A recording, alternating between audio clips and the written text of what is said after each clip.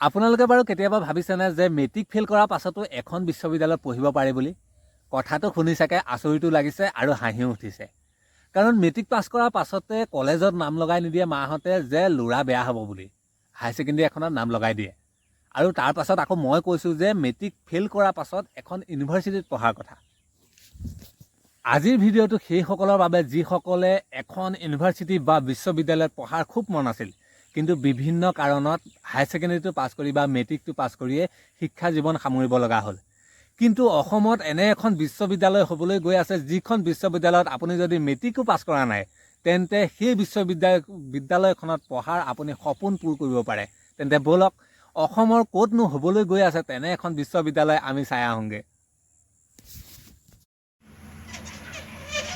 বৰ্তমান সময়ত সকলোতকৈ ডাঙৰ সমস্যাটো হৈছে নিবনুৱা সমস্যা।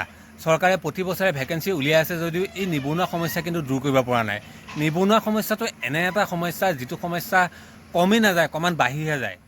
আৰু সেই গতিকে নিজে যাতে খুটি খাব পাৰে, চৰকাৰী চাকৰি এটা নহ'লেও যাতে নিজৰ পৰিয়ালটো সুন্দৰভাৱে চলাই নিব পাৰে, সেই কথা চিন্তা কৰিয়েই অসম চৰকাৰে উত্তৰ পূৰ্বাঞ্চলত প্ৰথমখন স্কিল ডেভেলপমেণ্ট ইউনিভাৰ্চিটি স্থাপন কৰিছে দৰং ডিষ্ট্ৰিক্টৰ মঙলদৈ চহৰত।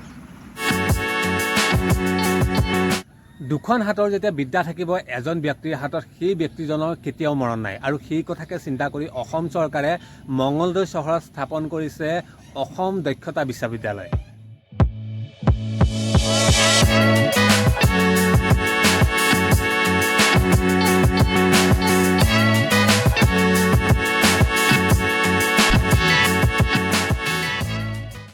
ভিতৰত যিহেতু ইউনিভাৰ্চিটি কাম চলি আছে আৰু বাহিৰত ইয়াৰ ছিকিউৰিটি আছে, ছিকিউৰিটিৰ পৰা পাৰ্মিশ্যনটো লৈ মই ভিডিঅ'টো কৰিম বুলি ভাবিছিলোঁ, কিন্তু ছিকিউৰিটিয়ে জনালে যে কিবা বিশেষ অসুবিধাৰ কাৰণে তেখেতলোকে পাৰ্মিশ্যনটো দিব নোৱাৰে।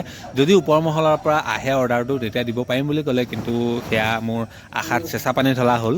মই যিহেতু এইকেইদিন মঙলদৈ চহৰতে আছোঁ, মঙলদৈ চহৰৰ সেই ইউনিভাৰ্চিটিখনৰ একেবাৰে নিচেই কাষতে আছোঁ। মই গৈছিলোঁ ভিতৰত গৈ ভিডিঅ'টো কৰিম বুলি, কিন্তু যেতিয়া ছিকিউৰিটিৰ ওচৰত মই গৈ সুধিলোঁ আৰু ছিকিউৰিটিয়ে মোক ক'লে যে আচলতে ভিতৰত ভিডিঅ' কৰাৰ পাৰ্মিশ্যনটো নিদিলে মোক, কাৰণ আজি কেইদিনমানৰ আগত বোলে কিবা এটা অলপ খেলি মেলি হৈছিলে, সেইকাৰণে ভিডিঅ' কৰিব নিদিলে। তাৰপৰা মই বহুতখিনি ৰিকুৱেষ্ট কৰিছিলোঁ যদিও কিন্তু মোৰ ৰিকুৱেষ্টখিনি ৰক্ষা নকৰিলে। আৰু তেখেতলোকে ওপৰত সুধিলে যে ওপৰৰ মানে অফিচাৰক সুধিলে, আৰু অফিচাৰে তথাপিতো যোৱাৰ অনুমতি নিদিলে। আৰু সেই গতিকে মই অকণমান দূৰৰ পৰাই ভিডিঅ'টো কৰিছোঁ।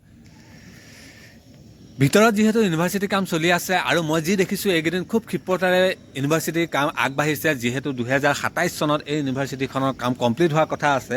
আৰু এই ইউনিভাৰ্চিটিখন এছিয়ান ডেভেলপমেণ্ট বেংকৰ পুঁজিৰে 1000 কোটি টকা ব্যয়েৰে নিৰ্মাণ কৰা হৈছে আৰু ইয়াৰ বাবে 250 বিঘা মাটি আবণ্টন দিয়া হৈছে। আৰু এই মঙলদৈ যি দক্ষতা বিশ্ববিদ্যালয়, এই বিশ্ববিদ্যালয়খনত 10,000 ছাত্ৰ ছাত্ৰীয়ে একেলগে অধ্যয়ন কৰিব পাৰিব। অসমৰ এই দক্ষতা বিশ্ববিদ্যালয়খন মেট্ৰিক পাছ কৰিব নোৱাৰা ল'ৰাটোৱে যে পঢ়িব পাৰিব তেনে নহয়, মেট্ৰিক পাছ কৰিব নোৱাৰা ল'ৰাটোৰ বাবেও এই বিদ্যালয়খন ঠিকনা হ'ব পাৰে। আৰু মেডিকেল কলেজ পাছ কৰি গৈছে সেই ল'ৰাসকলেও যদি ভাবে যে, যুৱক যুৱতীসকলে আচলতে যদি ভাবে যে তেখেতে মেডিকেল কলেজ পাছ কৰিলে আৰু এতিয়া মই ডিভাইজৰ ওপৰত কাম কৰিম, তেতিয়াহ'লেও এই বিশ্ববিদ্যালয়খনত তেখেতে ডিভাইজৰ ওপৰত কাম কৰি তেখেতৰ ঠিকনা হ'ব পাৰে এই বিশ্ববিদ্যালয়খন। অসমৰ এই প্ৰথমখন দক্ষতা বিশ্ববিদ্যালয়ৰ মূল পাঠ্যক্ৰমসমূহ হ'ব বৃত্তি প্ৰস্তুত দক্ষতা, প্ৰামাণিক শিক্ষণ, চেম্পিয়ন শিক্ষা আৰু স্বনিযুক্তি।